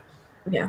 Which I think, I like the whole idea of like museums and all of that, but I always thought about that, like treasure hunters. Like you struck gold, literally. And then the government's just like, yeah, we're going to tax you. Well, because, I mean, it's going to be, if it's going to be found anywhere, it's going to be between there and South America. Because that's where the U-boat was going. To South America? Was to South America. Yeah. I heard he's still funny. Yeah. Yep. That could either be very sinister or just a very time project. Mm-hmm. I wonder if it kept like people warm. That's so gross, but like human hair is very warm. Yes. Yeah. Ugh. Yep. Yeah. I'll have to look that up. Yeah. And the other thing too that I wonder is, okay, with it being in a submarine and it being, you know, under the water and locked in this basically, you know, pressurized container in the ocean. It would basically be perfectly preserved. Yeah, they're all perfectly preserved, but that makes me wonder though, because of like what they have to do with different historical artifacts in museums and stuff. Sometimes they have to put them in like climate controlled, highly pressurized containers in order for them to stay completely intact, because if a human touch or the air were, you know, if they were to be exposed to either of those things, they would completely disintegrate. I wonder if that would happen if this art was found and the U-boat was actually cracked open. Ugh. Yeah. Yep. Very possibly. Well, I wouldn't even say very. It's a slight possibility. But I'd be willing to bet that in those conditions, in the freezing cold of being under the water that long, and be assuming that's still pressurized, they would probably be preserved pretty damn good, and they'd probably still be somewhat structurally sound. However, this long, they're not still dry. That the hull has breached, I guarantee it. And then think of like if there are people still like in there, like if they died, like decomposing bodies and not bad. We just have the big twist at the end of our book be that everyone was actually living in a yellow submarine the whole time. And they were all high on space dust. Yes. And it was during World War II. Lots of pills.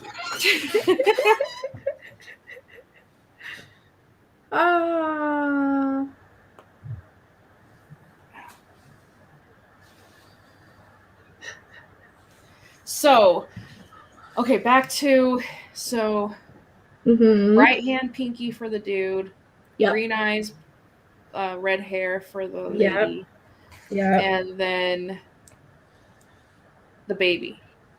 Which Zack's story would sum up the plot hole of, well, what if the baby wasn't born yet? Because if the baby's not born in your book yet, it still dies with the mother, thus killing the life. All three of them. So that would explain that away. Now all I can picture is Rupert from Ron from Harry Potter. Oh, you mean Ron Weasley. Oh, wait, but I think he had blue eyes, so you'd have to have green eyes. Yeah. Yeah. Green eyes are better. Yes. Psh, Why are you looking at me like that? do you not like blue eyes? Blue eyes are fine. It's just my favorite color is green. I don't think I've ever met a redhead with green eyes, though. Really? Because that's quite common. I'm trying to think of like my cousin has red hair, but I think she has brown eyes.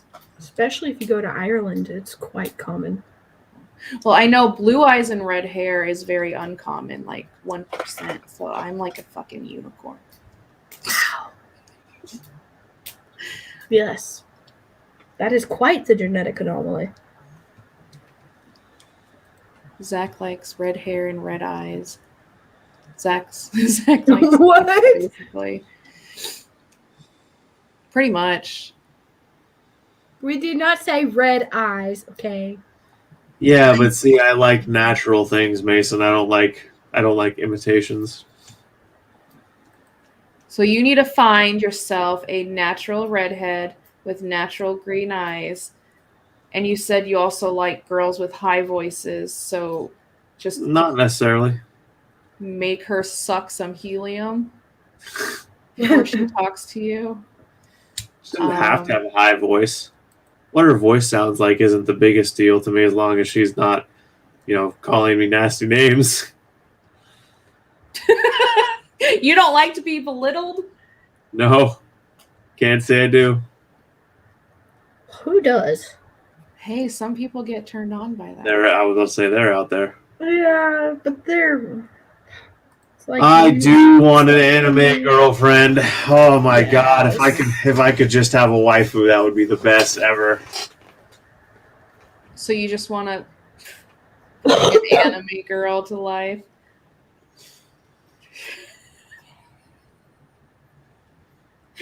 Oh my god! That'd be the bee's knees. I don't hate being insulted. No. I just don't care for it. Zack He wants someone who's going to call him a god. The god of shit. I am the shit! As he like not defy me, woman. I am the god of shit!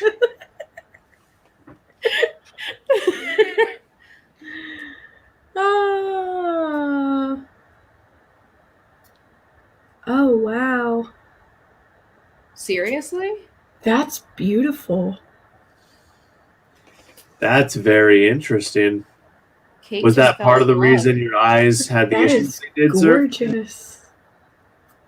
Pure black eyes. I'm not sure I'd say that's gorgeous, but it is fascinating. Well, I mean, but to see them on a person, that would be, yeah, it's interesting enough that it's beautiful. So it was just like the colored part of the eye was just completely black. Black. I've never seen that. That's really cool. Yeah. But it also makes me think of a demon. Is Mason a demon? No. Mason. Oh, He's right up there with Zack. 2 demons in a pod. what? Oh my. But no, I have met people whose eyes were so very brown that they appeared like they were black. That I've seen, like, super dark. Yeah. And that was gorgeous. I was like, oh wow. You look like your eyes are completely black. This is cool. Like you have no soul. I dig that. Oh no, not like they don't have any soul though. It's like, their personality was like, hey, the lights are on and somebody's home, but your eyes look like that. That is amazing. Or it looks like you are already friends with Satan. I like that. In the opposite sex. I too am with Satan. No. And now everyone's like, oh, demon. Well, I am a ginger, so. Well, yeah.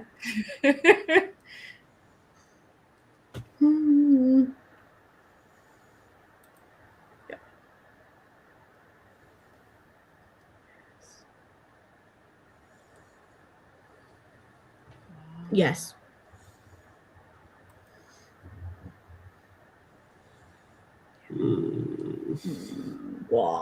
There's a lot of good anime out there, Billy. There is In no fact- good anime out there. Oh, shut up. What? Yes, I there don't is. like There is good anime out there, Katie. It really does. Lots and lots of it. How do you say that? Ooh, Enoridia. Neridia. That does sound like some fantasy kingdom. Or like an elf name. He's an Enoridia. elf. Lack of an iris with this lack of the Irish. With this condition, the eye Lack of the Irish. is powers Like, are there's fully gone. no Irish in here. Is abnormally Cancel. large and may have beyond the shape. This condition often affects both eyes.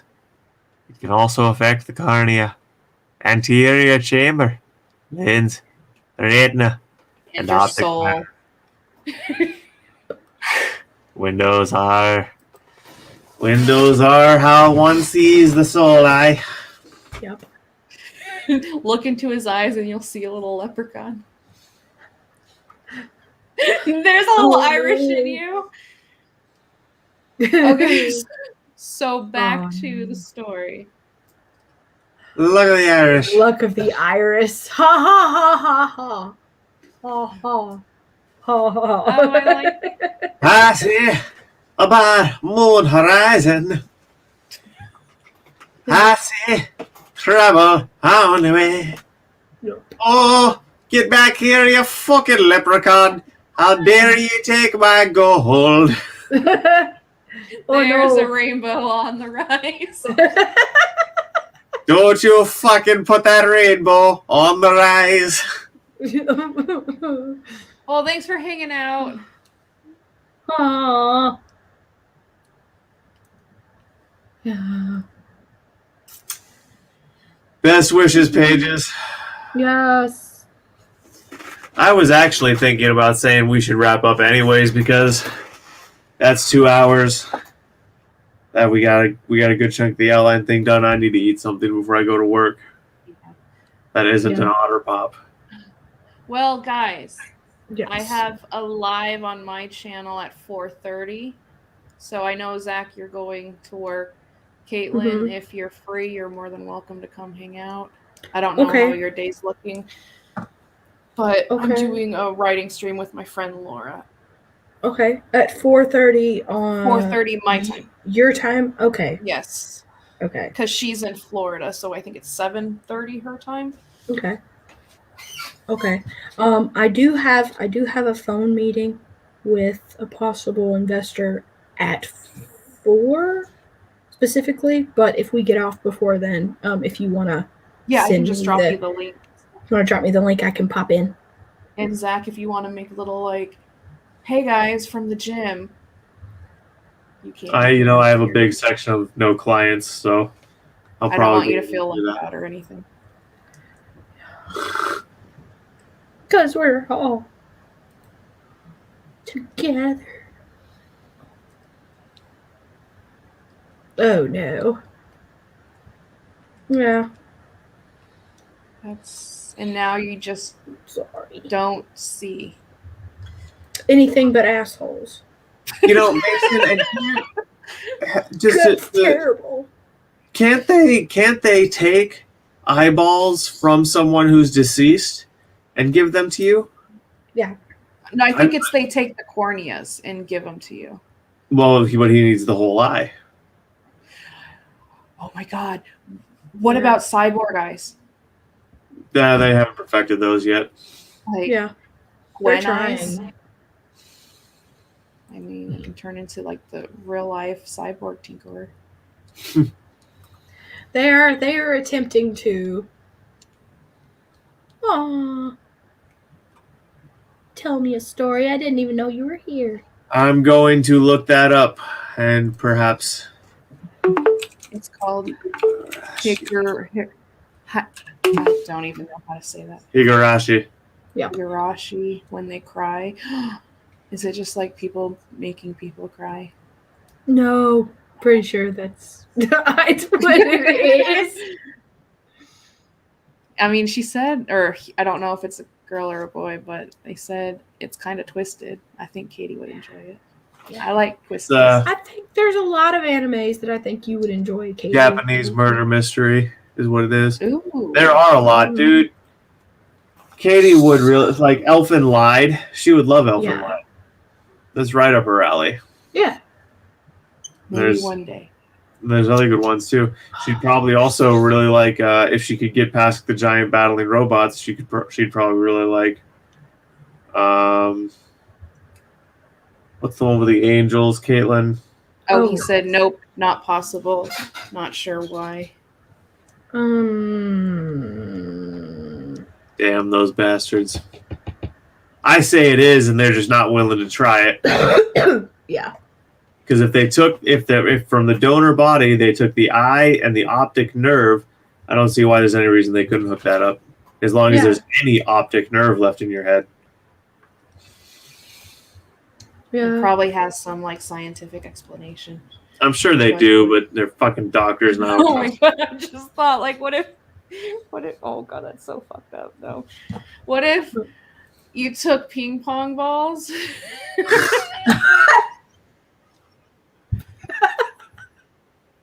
At least stop me. I don't have to finish it. Just the image alone. It made me think of like the villain in Who Framed Roger Rabbit when his eyes got really big. Oh my god. Oh my god.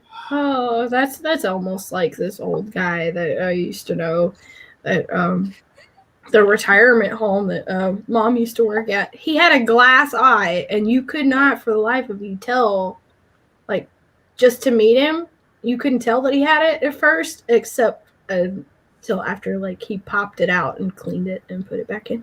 And then I realized like the whole time that sometimes when he would be sitting there looking at stuff, he was not actually looking at the thing that you thought he was. Was it just one glass eye? Yeah, it was just one glass eye. Yeah. Well, I do know they have cochlear implants for deaf people, so something for the blind has to be in the works or something. Probably in the next like 100 years. Sooner. Much sooner. Yeah. Cyborg eyes on the rise. Mason's not like super old. There might even be eyes for him before he passes with how technology is exploding. I'm totally serious. But look! Cynthia Oliver. Video on ass, FYI. What? Video of ass. Video of ass. Yes. Well, bot activity is still activity. All right, guys. My name is the delinquent of AuthorTube, Zachary Alexander Pieper. If you haven't already, you should go check out my book, The Garden of Lies, and its sequel, The Garden of Hope. And I also have 2 short stories over on Amazon, but they're free here on the channel, so, you know, why would you go pay Amazon for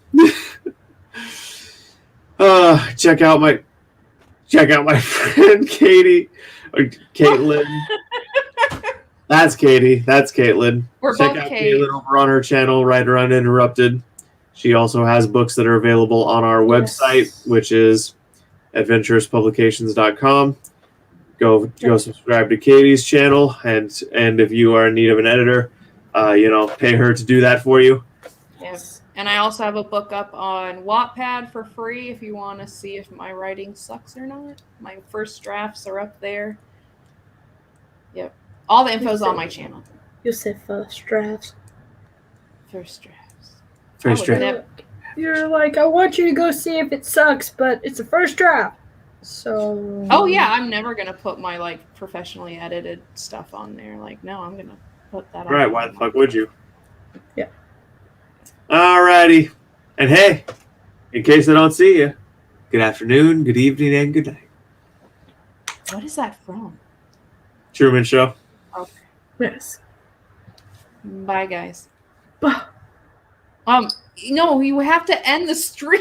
You have to end the stream. Now we're stuck here. So, back to the house.